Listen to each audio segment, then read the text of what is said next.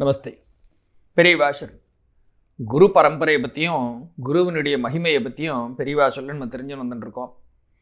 இப்போது குருவினுடைய முக்கியத்துவம் என்ன, எதுக்காக குரு தேவைப்படுறார் அப்படிங்கிற ஒரு விஷயத்த பெரியவா எடுத்து சொல்கிறார். நமக்கு வாழ்க்கையில் என்ன தேவைப்படுறது, எப்பவும் ஒரு நிம்மதி, ஒரு அமைதி, ஒரு சாந்தம் இப்படிங்கிறத தான் நம்ம முக்கியமாக தேடின்னு இருக்கோம்.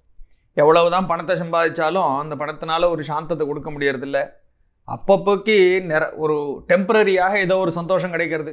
இன்றைக்கி ஏதோ ஒரு ஃபோன் வாங்கினோம், இது நன்னா இருக்குது அப்படின்னு இதை சந்தோஷமாக கையில் வச்சுன்னு சுற்றுறோம். இன்னும் ஒரு வருஷம் ஆனவுடனே அதில் அடுத்த மாடல் வந்த உடனே அது வாங்கினா தேவலான்னு மனசு தோன்றுறது. அப்போ மனசில் நிரந்தரமான ஒரு சந்தோஷம்னு எதுவும் கிடைக்கிறதில்ல. அப்படி நிரந்தரமான ஒரு சந்தோஷம், நிரந்தரமான ஆனந்தம்னு சொல்கிறோமே, அப்படி ஒரு ஆனந்தம் கிடைக்கணும்னா என்ன வழி? பிரம்ம வித்யை அதை தான் சொல்லி கொடுக்கறது. அப்படிப்பட்ட வித்தியை யார்கிட்ட கற்றுக்கணும், எப்படி நமக்கு அந்த வித்தியை கிடைக்கும்னாக்கா சத்தான ஒரு குருவின் மூலமாக மாத்திரமே இப்படிப்பட்ட வித்தியை கிடைக்கும் அப்படிங்கிறத பார்த்துன்னு வரோம். அப்போது இந்த குருவனுடைய பொசிஷன் என்ன? இதில் அந்த வேடன் கதையில் நம்ம பார்த்தோம். வேட்டுவகுமாரன் ராஜகுமாரனாக அந்த கதையில் இந்த மந்திரி எவ்வளோ சிரமப்பட்டு இந்த குழந்தைய நீ ராஜகுமாரன் தாம்பான்னு உணர வைக்கிறார் அப்படிங்கிறத பார்த்தோமே. அந்த மந்திரியினுடைய ஸ்தானமாகத்தான் குருவனுடைய ஸ்தானமாக இருக்குது. இந்த இடத்துல நமக்கு ஒரு கேள்வி வரும். ஈஸ்வரன் ஒருத்தன் இருக்கானே, நேராக அந்த ஈஸ்வரனையே பிடிச்சிட்டு போனால் என்ன? எதுக்கு தனியாக நடுவில் குருன்னு ஒருத்தரை வச்சுட்டு குரு பக்தின்னு தனியாக நடுவில் ஒன்று எதுக்காக வருது அப்படின்னு ஒரு கேள்வி வரும். அதுக்கு காரணம் என்னன்னு சொல்கிறேன் அப்படின்னு பெரியவா எக்ஸ்பிளனேஷன் கொடுக்குறா. இந்த ஈஸ்வரன்கிறவர் எப்படி இருக்கார் அப்படின்னா, எந்த காலத்திலையும் எப்படிப்பட்ட சூழல் வந்தாலும் அசையாதவராக, அதாவது தன்னுடைய நிலையிலிருந்து ஆனந்தங்கிற நிலையிலிருந்து மாறாதவராக இருந்துருக்கார். இந்த ஈஸ்வரன்னாக்கா எப்பவும் ஒரு சத்தியத்திலே நிலை பெற்றவராக, எப்பவும் ஒரு அப்பழுக்கு இல்லாதவராக, நிர்மலமாக இப்படி இருந்துருக்கிறவராக ஈஸ்வரன் இருக்கார். ஆனால் அந்த ஈஸ்வரனை நம்மளால் பார்க்க முடியறதில்ல. நமக்கும் இந்த நிலையான ஒரு ஆனந்தம் வேணும்னு சொன்னாக்கா, யார் ஒருத்தன் நிலையாக ஆனந்தத்திலேயே இருந்துருக்கானோ அவனை பிடிச்சுட்டாதான் எப்படி ஒரு துன்பங்கிற ஒரு அலை வீசும் பொழுதும் நம்மளும் ஆடாமல் அசையாமல் அந்த கம்பியை பிடிச்சிட்டு நம்மளும் அப்படியே இருக்க முடியும். அது மாதிரி அவனை பிடிச்சிக்கலான்னு பார்த்தாக்கா இந்த ஈஸ்வரனை பிரத்யட்சமாக நம்மளால் பார்க்க முடியறதில்ல. சரி, நமக்கு வேற என்ன ஆல்டர்னேட் இருக்கு, என்ன பண்ணலாம் அப்படின்னு யோசிச்சா, யார் ஒருத்தன் இந்த ஈஸ்வரனுடைய எல்லா குணாதிசயங்களையும் கொண்டவராக பிரத்யட்சத்தில் நம்மளால் பார்க்க முடியவராக ஒருத்தர் இருக்காரோ அவரை பிடிச்சுட்டாக்கா அது அந்த ஈஸ்வரனே பிடிச்சிட்டா மாதிரி தானே ஆகும். அப்போது நமக்கு எப்படிப்பட்ட கஷ்டம் வந்தாலும் நம்ம ஆடாமல் அசையாமல் நிச்சலனமாக நம்ம இருக்கிறதுக்கு இந்த மனுஷர் ஒருத்தர் உதவி பண்ணுவாரோ இல்லையோ, அப்படிப்பட்ட ஒரு மனுஷராகத்தான் குருங்கிறவரை நம்ம பார்க்குறோம் அப்படிங்கிறோம். அப்போ முக்கியமான விஷயம் என்ன, நமக்கு மனசு ஒரு சலனம் இல்லாமல் எப்பவும் ஒரு நிலையிலேயே இருக்கக்கூடியதாக இந்த ஏகாகிர சித்தம்ங்கிறாள். அப்படி ஒரே நிலையில் இருந்துட்டு இருக்கக்கூடிய மனசு கிடைச்சிட்டாலே பெரிய அனுகிரகம். பகவான் சொல்கிறார் கீதையில், இந்த அர்ஜுனனை பார்த்து, ஏன்டா இப்படி மனசு கலங்கி உக்காண்டிருக்க, இது ஏதோ ஒரு நேரத்தில் ஒரு சந்தோஷம் வருது, ஒரு துக்கம் வருதுங்கிறதெல்லாம் ஒரு சீதோஷ்ணம்னு சொல்கிறோமே. சீதம்னாக்கா வின்டர், உஷ்ணம்னாக்கா சம்மர். அந்த மாதிரி ஒரு குளிர்ச்சி, ஒரு வெப்பம்னு, தட்ப வெட்ப சூழல்னு, அதை தான் சீதோஷ்ணம்னு நம்ம வார்த்தையை யூஸ் பண்ணுறோம். பகவான் இதே வார்த்தை எங்கே சொல்கிறார். ஏதோ வரது ஒரு சந்தோஷம், ஒரு துக்கம் வருதுனாக்கா இதெல்லாம் சீசன் மாதிரிடா, அதாவது வந்து போயின்னு இருக்கோம். இது வெறும் வெளியில் ஒரு உணர்ச்சிகளாக நம்மளுடைய சென்சரி ஆர்கன்ஸ்னால் உணரப்படுற ஒரு விஷயமாக இருக்கணுமே ஒழிய இது ஒன்று அந்த அளவுக்கு பாதிக்கக்கூடிய அளவுக்கு உள்ளுக்குள்ளே அதை எடுத்துன்னு போகப்படாதரா அப்படின்னு பகவான் அட்வைஸ் கொடுக்குறார். மாத்ரா ஸ்பர்ஷாஸ்து கௌந்தேய சீதோஷ்ண சுக துக்கதாக ஆகமா பாயினோ நித்யாக தாம் ஸ்திதிக்ஷஸ்வ பாரத. எப்படி கூப்பிடுறார்? முதல் லைனில் கௌந்தேயன்னு கூப்பிடுறார். குந்தியினுடைய பரம்பரையில் வந்தவனேன்னு அம்மா சைடு இருக்கிற பெருமை, எப்படிப்பட்ட ஒரு பரம்பரையில் வந்தவன் நீன்னு. ரெண்டாவது லைன் முடிக்கும் பொழுது பாரதன்னு அப்பா சைடு பரம்பரை. இந்த ரெண்டுத்தையும் எடுத்து சொல்லி, நீ எப்படிப்பட்ட பாரம்பரியத்தில் வந்தவங்கிறத நீ ஞாபகம் வச்சுக்கோ.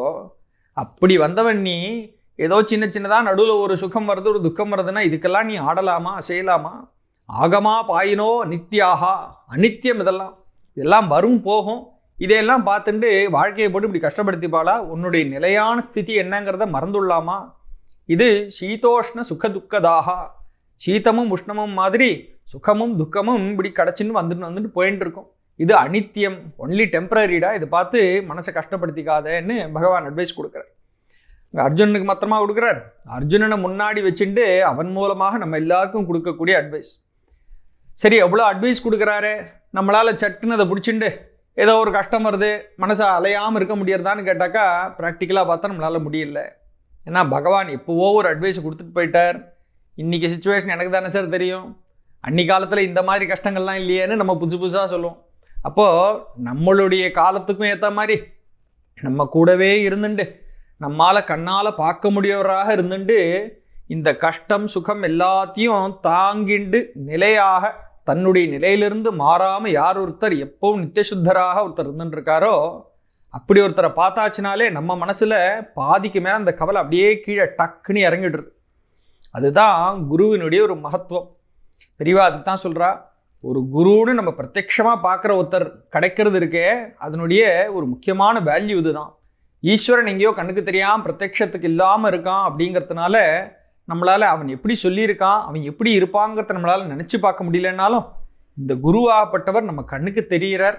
நம்ம பார்த்து நேரடியாக அவர்கிட்ட போய் நம்ம ரீச் பண்ண முடியறது, அவருக்கு சேவை பண்ண முடியறது, அவர்கிட்டேருந்து பல விஷயங்களை நேரடியாக நம்ம தெரிஞ்சுக்க முடியறதுன்னு வரும்பொழுது அதனுடைய வேல்யூவே தனி இல்லையா அப்படின்னு அதை பற்றி சொல்கிறார். இன்னொரு விஷயம் பெரியவா ஒரு விளையாட்டாக சொல்லின்னு போகிறேன்.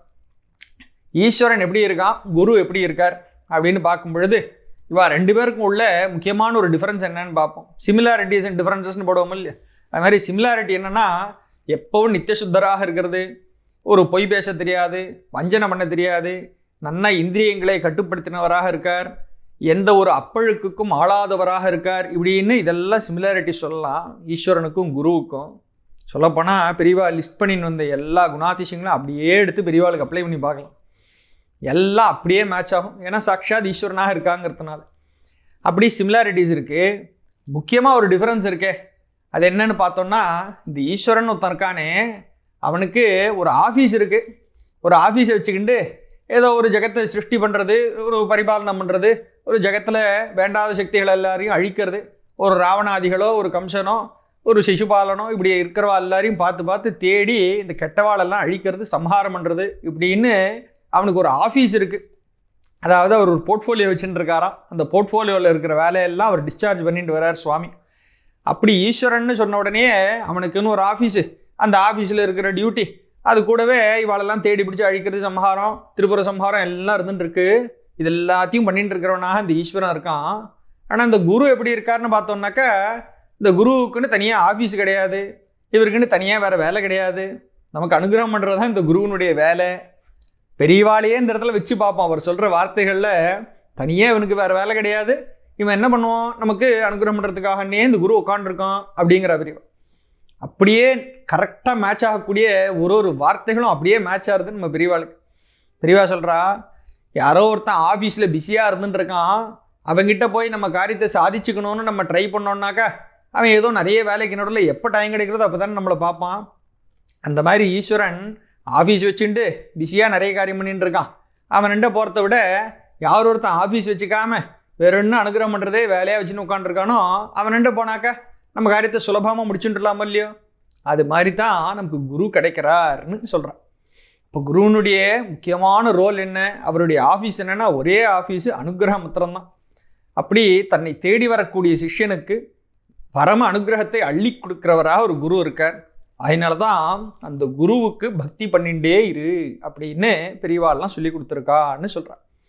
சரி, இந்த குருவை பற்றி சொன்ன உடனே அப்போ ஈஸ்வரன் ஒருத்தர் வேண்டவே வேண்டாமா, இந்த குருவுக்கு மாத்திரம் பக்தி பண்ணிட்டு இருந்தால் போருமா அப்படின்னு ஒரு கொஸ்டின் வரும். பெரியவா அதையும் சொல்கிறான். சரி, இந்த குருன்னு ஒருத்தர் கண்ணில் தெம்படுறாரோ இல்லையோ, இவர் பார்த்தாலே நமக்கு தெரியறது நித்திய சுத்தராக இருக்கார், எந்த ஒரு கல்மஷத்திலையும் மாட்டிக்காதவராக இருக்கார், இப்படி ஒரு பரம ஞானியாக இருக்கார், இப்படின்னு நிறைய கேரக்டரிஸ்டிக் பார்க்குறோம். அப்போது பூர்ண ஞானியாக ஒரு குரு இருக்காருன்னு சொன்னாக்கா ஒரு பூர்ணம் எதுலேருந்து வந்திருக்க முடியும்? இது ஏற்கனவே இப்படி பூர்ண நிலையை அடைஞ்ச ஒருத்தர்கிட்ட இருந்து தான் இவருக்கு அப்படிப்பட்ட ஞானம் வந்திருக்கும். அதனால தானே அவர்கிட்டேருந்து ஞானம் வரும்னு தேடி நம்ம அவர்கிட்ட போய் நிற்கிறோம். அதே மாதிரி அவர் ஒருத்தர்கிட்டேருந்து கிடச்சிருக்கணுமோ இல்லையா? அவருக்கு அப்போ ஒரு குரு இருந்திருப்பார், அந்த குருவுக்கு இன்னொரு குரு இருந்திருப்பார். இப்படி யாரெல்லாம் அந்த குரு பரம்பரையில் இருந்தா அப்படின்னு பின்னாடி போயிட்டே இருந்தாக்கா கடைசியிலே எல்லாத்துக்கும் ஆதி குருவாக யார் இருந்தான்னாக்கா சாக்ஷாத் இந்த ஈஸ்வரன் தட்சிணாமூர்த்தி தான் எல்லாருக்கும் ஆதி குருவாக இருக்கார் அப்படின்னு யோக சூத்திரத்துலேருந்து ஒரு பாயிண்ட் கோட் பண்ணுறான். ச ஏஷ பூர்வேஷாமபி குரு காலேன அனவச்சேதாது. காலத்தினால் கட்டுப்படுத்த முடியாதவனாக, அந்த வரையறைகளை தாண்டினவனாக எவன் ஒருத்தன் இருக்கானோ அவனே தான் ஆதி குருவாக இருந்து நமக்கெல்லாம் அனுகிரகத்தை பொழிஞ்சின்னு இருக்கான் அப்படின்னு அந்த ஒரு ரெஃபரன்ஸ் கொடுக்குறான். அப்போது ஈஸ்வரன் ஒருத்தன் வேண்டாமான்னு கேட்டாக்கா அப்படி நினச்சிடக்கூடாது. நமக்கு ஈஸியாக இருக்கும், ஆக்சஸ் ஈஸியாக இருக்குங்கிறதுனால தான் இந்த குருவை பிடிச்சிட்டு வெறுமூலமாக அனுகிரகத்தை வாங்கிட்டுலான்னு சொல்கிறேனே தவிர, இந்த குருக்கிட்ட நம்ம யார் கொண்டு சேர்க்குறான்னாக்கா சாட்சாத் அந்த ஈஸ்வரனுடைய அனுகிரகம் வேணும். சுவாமியினுடைய அனுகிரகம் இல்லாமல் இந்த குருக்கிட்ட நம்ம போகிறதுங்கிறது நடக்கவே நடக்காதுன்ட்டு ஆச்சாரியால் அவ்வளோ அழகாக சொல்கிறா. விவேக சூடாமணியில் வரக்கூடிய ஒரு ஸ்லோகம். துர்லபம் திரயமே வைத்தது தேவானுகிரக ஹேதுக்கம் மனுஷ்யத்துவம் முமுட்சுத்துவம் மகாபுருஷ சம்ஸ்ரயான்னு 3 பாயிண்ட் சொல்கிறேன். வாழ்க்கையில் இந்த 3 விஷயங்கள் கிடைக்கிறதுங்கிறது ரொம்ப அபூர்வம், ரொம்ப துர்லபம் அப்படிங்கிறாலும் ஆச்சாரியால். துர்லபம் திரயம், இந்த 3 விஷயங்கள் திரயமே வைத்தது. அந்த 3 எப்போ கிடைக்கும்னா தேவானுகிரக ஹேதுக்கம். இந்த தெய்வத்தினுடைய அனுகிரகம் இருந்தால் மாத்திரமே ஒரு 3 விஷயங்கள் மனுஷனுக்கு வாழ்க்கையில் கிடைக்கிறது. என்னென்ன? மனுஷ்யத்துவம், முமுட்சுத்துவம், மகாபுருஷ சம்ஸ்ரயா. மனுஷ்யத்துவம், மனுஷனாக ஒரு பிறவி கிடைக்கிறதே ரொம்ப அபூர்வம். அரிதிலும் அரிதுன்னு சொல்கிறாளே, அப்படிப்பட்ட ரொம்ப அரிதான ஒரு ஜென்மாவாக மனுஷ ஜென்மா இருக்குது. ஏன்னா இதில் தானே இந்த 6வது அறிவுன்னு ஒன்று வச்சுட்டு சுவாமின்னு ஒன்று இருக்குன்னு தெரிஞ்சுட்டு அதுக்கிட்ட தேடி போகிறதுன்னு ஒரு நினைப்பு தானே வருது. மனுஷ்யத்துவம். 2வது முமுட்சுத்துவம். இந்த மோட்சங்கிற ஒரு விஷயம் என்ன அப்படிங்கிறத யோசித்து அதன் கிட்ட போகிறதுன்னு ஒரு ஆசை வரணுமே. அப்படிப்பட்ட மோட்சத்துவத்தை குறித்த ஒரு ஆசை, ஒரு ஞானம், இதை பற்றின ஒரு இன்ட்ரெஸ்ட் வருதுங்கிறது 2வது துர்லபமான விஷயம். 3வது தான் பெரியவா சொல்கிறா மகாபுருஷ சம்ஸ்ரயா. மகாபுருஷர்கள்னு சொல்லக்கூடிய குரு இருக்காளே, அப்படிப்பட்ட ஒரு குருவை யாருன்னு தெரிஞ்சுட்டு அவ கிட்டக்க நம்ம போய் அவ கிட்டத்தில் போய் ஒரு ரீச் ஆகிறதுக்குங்கிறதே இவ்வளோ பெரிய ஒரு பாக்கியம். அது இந்த சுவாமி தான் கொடுக்குறாருங்கிறா. இன்னும் என்னென்ன சொல்கிறான்னு நாளைக்கு பார்ப்போம். பெரியவா சார்.